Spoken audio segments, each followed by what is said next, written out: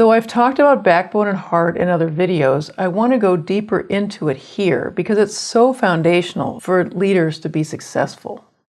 And let's face it, it's foundational for being a successful human being. Because this balance between backbone and heart is so important in leaders and also in us when we're working with leaders, I want to talk about the two basic drives that are really underneath all of what I've been talking about with backbone and heart. One drive is for self-definition, to say and act in alignment with who we are. And the other drive is for connection, to connect with other human beings, to show curiosity and care for others. So backbone and heart is the sweet spot where we are able to do both at once. Be high in self-definition, being clear about where we stand and letting others know what those stands are. And while we clearly define our positions, we are also able to connect and stay interested in what others think, feel, and want, and show our willingness to be influenced by their positions. So the sweet spot is the ability to be high in both at the same time. Sometimes, though, we think of these drives as separate. For example, I need to find out who I am to go out on my own. Or, on the other hand, we may feel this urge, I'm too isolated, I need to get more connected to others. Actually, these two drives are always interrelated, whether we treat them that way or not. Here's how you can tell if you or leaders you work with are in backbone and heart balance. So what I'm going to share with you are quick definitions and behaviors for each. Since backbone is your ability to define who you are clearly and directly, first of all, internally, you know what you think, feel, and want, and you include your needs as a factor in your decisions. Then you externalize that internal state with these actions toward others.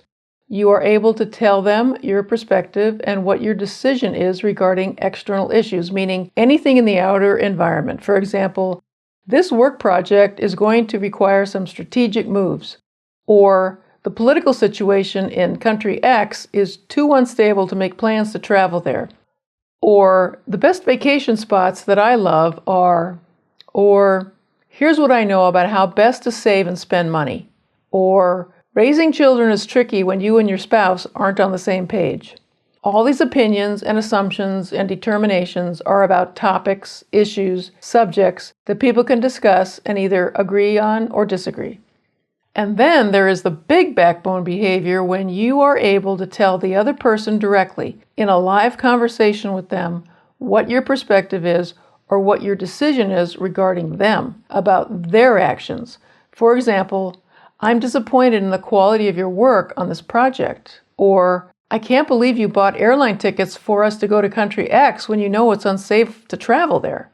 Or, my top 3 vacation spots are A, B, and C, but I think they are my favorites because we took those vacations together and you're such a great travel companion. Or, I don't trust your spending habits. Or, I'm so glad I have you as a partner to raise our kids. So you can see that there are increasing levels of intimacy when it comes to expressing backbone. It's a lot easier, less risky, to be able to talk about what you think, feel, and want about external topics. It's a little more intimate. It requires more vulnerability and risk for you to be able to say what it is that you think and feel and what your decisions are about actions that the other person is taking, whom you're speaking to directly. But full backbone is the ability to do all of these levels and to have the internal awareness about what you're choosing to say. Now let's look at heart, the drive to connect. When you are fully responsive to this connection drive, your internal state is such that even when you're nervous, that it might be disruptive to your own point of view or your comfort zone, you are truly, authentically curious about other people's perspectives. And your actions show this. You find out what other people think, feel, and want about external issues. You check to make sure that you correctly understand them. Using the same topics we used before, but now as examples for showing heart, they could sound like this. So you're saying that we can cut a month off the time frame for this work project, or you think the political situation in country X is overblown in the press, or you require a mountain river with good fishing for it to even count as a favorite vacation spot, right? Or you're relieved that you started saving early in life so you're not so freaked out about whether you'll be able to retire. Or you always get surprised when you and your spouse aren't on the same page when it comes to parenting the kids. And then again, what involves increasing intimacy and vulnerability is that you find out what others think, feel, and want about you and your actions, and you check to make sure that you correctly understand what they think and feel and want about you. For example, you're upset that I changed this work project deadline without consulting you. Or, you're relieved that I also want to pull the plug on traveling to country X given the political situation. Or, you're upset that I nosed around and found out where your travel spot for my surprise birthday is going to be. Or you wish I would also want to loosen the household budget strings more because you feel too confined by our budget. Or you notice that I seem to enjoy parenting school-age kids more than toddlers. To be able to do all of these layers with backbone and heart in a stressful situation really is a lifelong journey. But it's really important for leaders to be able to do this and to continue to develop the ability to have all of these layers, both with backbone and with heart, is because they're so often in stressful situations where it's tempting to let go of one of the drives and or distort the other. For example, under stress, a leader can more easily stop listening and become more demanding of their employees without being influenced by the employee's experience. On the other hand, they can get so confused about what's going on around them that they don't have their own position. They're not speaking that to others. And all they're doing is kind of taking everybody else's temperature about what they think. Coaching leaders to show a balance of backbone and heart requires that you help them assess where they are in any given situation in each of these tables with an issue or decision or work relationship. Are they aware of their internal states? Do they know what they think, feel, and want?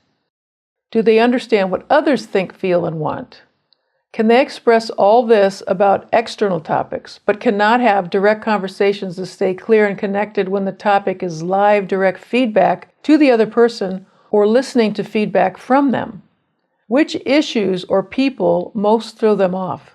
Now they have their agenda for their backbone and heart development. The principle of backbone and heart is a really strong through line in my executive coaching practice. It's in my awareness all the time, and I invite you to have it in your awareness as well, because it's really good when you're in a conversation with a leader and you and they are honing in on what their developmental issues are, what their developmental areas are. It's really good to be thinking in terms of backbone and heart and these layers.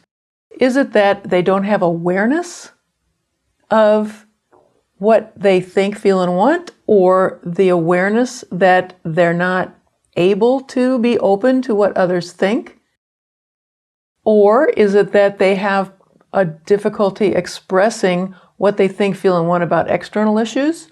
Or do they have difficulty in one-to-one or team-to-leader feedback conversations? Or is it all three? Helping them identify their specific imbalance in backbone and heart is a great service that you do with leaders, because the more balanced they can be with backbone and heart, awareness and expression, the more successful they're going to be in every endeavor that they do.